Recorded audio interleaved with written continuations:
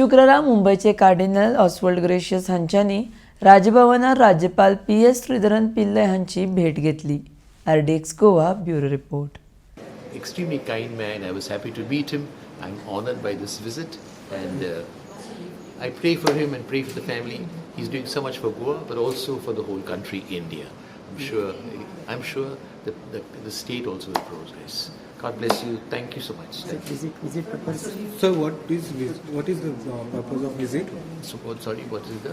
What is the purpose of visit? No, it was a courtesy call. We know each other well. It was a courtesy call, really. And that's the reason. It was been very profitable. I'm happy, and we hope. I invited him to Mumbai. When he comes there, he invite me to come even. That's really a courtesy call. Right. So, Archbishop and Cardinal of Mumbai was very close to me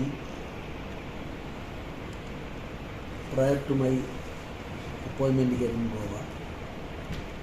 He visited me. And,